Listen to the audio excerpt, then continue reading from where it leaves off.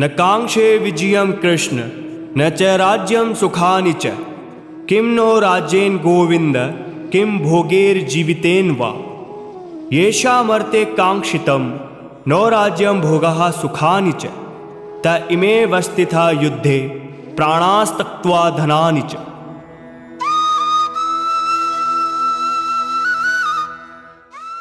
हे कृष्ण, मैं ना तो विजय चाहता हूं न राज्य चाहता हूं और ना सुखों को ही चाहता हूं।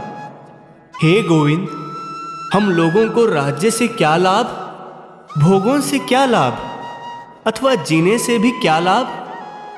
जिनके लिए हमारी राज्य भोग और सुख की इच्छा है, वे ही सब अपने प्राणों की और धन की आशा का त्याग करके युद्ध में खड़े हैं। अर्थात अर्जुन कहते हैं कि मान लेते हैं कि युद्ध में हमारी विजय हो जाए। विजय होने से पूरी पृथ्वी पर हमारा राज्य हो जाएगा। पृथ्वी पर राज्य होने से हमें अनेक प्रकार के सुख मिलेंगे, परंतु इनमें से मैं कुछ नहीं चाहता। मेरे मन में विजय, राज्य व सुखों की इच्छा नहीं।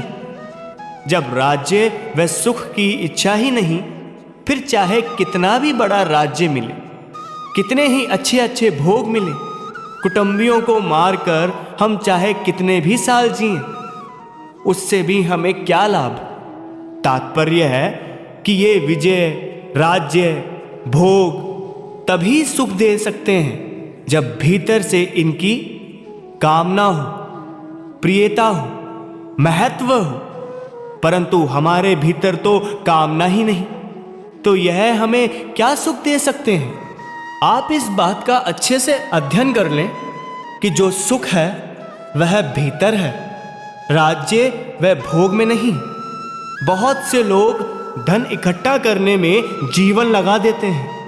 उनको यह लगता है कि राज्य यानी धन पावर आने पर मैं सुखी हो जाऊंगा।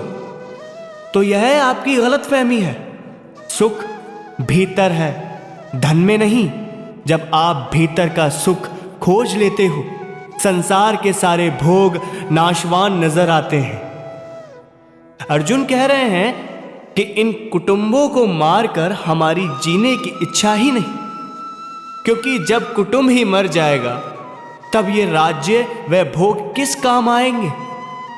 राज्य भोग आदि तो कुटुंब के लिए होते हैं, पर जब ये ही मर जाएंगे तो इनका भोग कौन करेगा?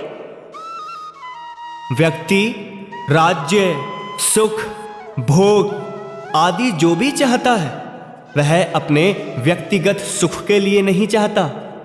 वह धन परिवार, प्रेमियों, मित्रों आदि के लिए चाहता है।